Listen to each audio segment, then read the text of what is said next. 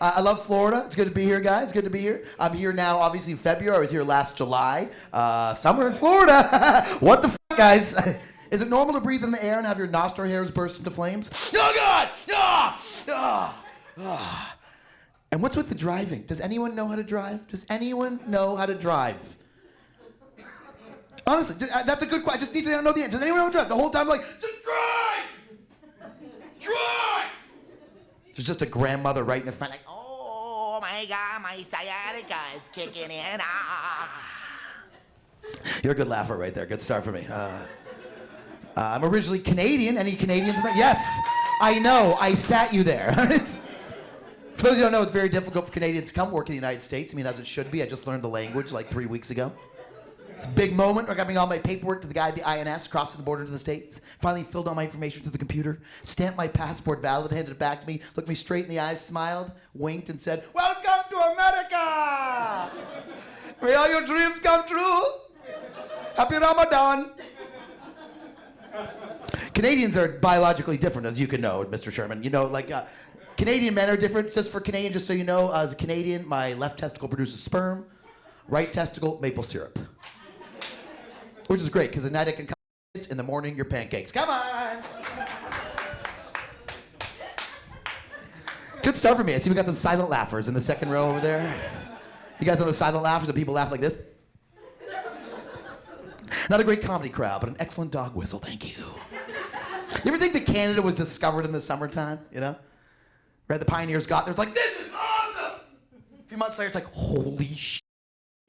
It is freezing here.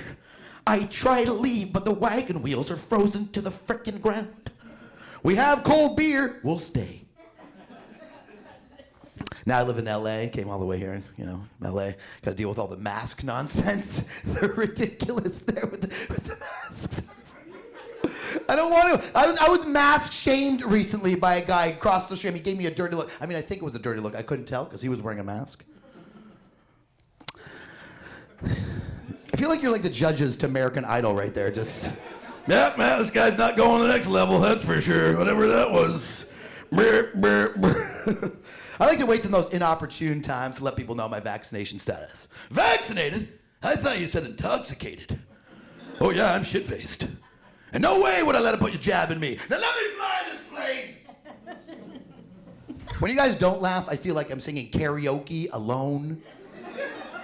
And the song is, I've Got You, Babe. But you guys a little bit more relaxed on the mask thing, except for that one lady over there. That's totally cool. I can't see your face at all. Just some eyes. She laughs with her eyebrows. But I wait to walk into a store. I like it. And you walk into a store in LA, it takes like 2 seconds before you finally hear this. Excuse me, sir, can you put on a mask? They just pop out of everywhere, like, excuse me, sir, can you put on a mask? It's honestly, they pop out of the back. Excuse me, sir, can you put on a mask? Excuse me, sir, can you put on a mask? Excuse me, sir, can you put on a mask? Excuse me, sir, can you put on a mask? Excuse me, sir, can you put on a mask? It's like a rap. Excuse me, sir, can you put on a mask? Excuse me, sir, can you put on a mask? Excuse me, sir, can you put on a mask? Excuse me, sir, can you put on a mask? Excuse me, sir, can you put on a mask? Excuse me, sir, shut up! Don't judge me, judges, okay? I'm a little retarded, okay? And don't be upset with that word, retarded. It's a great word. It means I was once tarded, lost my tard, found it again, became retarded. But this is the first time during the COVID days where everybody was aware of everything. The human history, we've never had that. Everybody knew about coronavirus. You couldn't hide from it. Even African tribesmen deep in the brush in Botswana said, wear a mask. Buddhist monks in the deepest, darkest caves in the Himalayas were still like, namaste home. You're a great laugher. You laugh with your whole body. You I'm a little bit disappointed about, because black women are usually my favorite audience members. Because black women laugh like they're stabbing each other, like, ah! Ah!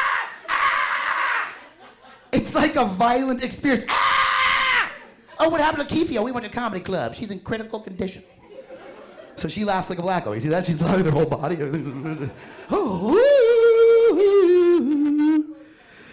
That's a lot of information, Aunt. You know what I mean?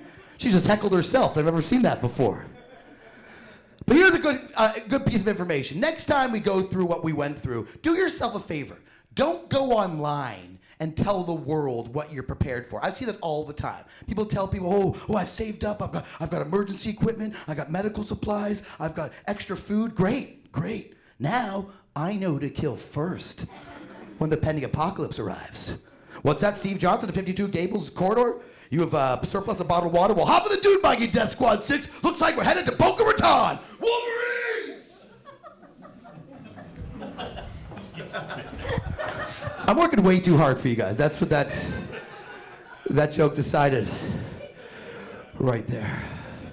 Another thing was how many people I knew in my life started telling me what they wanted me to do in case of an untimely demise. Like my mother told me she wanted to be cremated. I never knew that about herself. I'm like, oh, that's great, Mom. Now we can get you to be put in an urn and FedEx to Los Angeles. You can finally visit me after 20 years.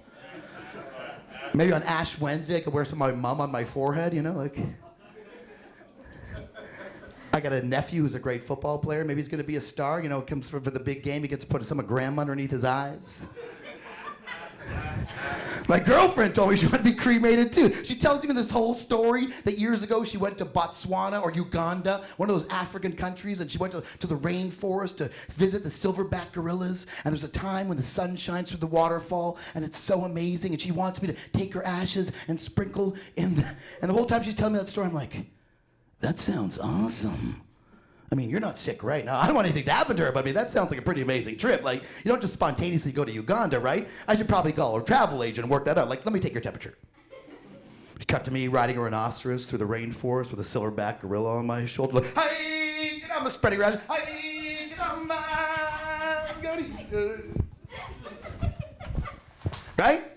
Look, I'm just saying, we fear it, we know it's inevitable. It's on its way, death, but why are we so scared of it? We should embrace it, know that it's coming. We should start a business, like we put the fun in funerals, right? Advertise it with the same energy as the World Wrestling Entertainment. Like, you're going 6 feet, thunder. Maybe Grandpa wants to get shot out into the sea, awesome. And we're gonna take a cruise, we get to go to the Acapulco deck at 6 p.m. and watch Grandpa get shot into the sea. It's like, boo, we love you, Grandpa! Okay, let's play some shuffleboard. You're like more like a jury right here. Everyone's just judging. Yeah, that guy's guilty. And you don't really laugh. You just sit there and judge. Oh, that's right. I laugh.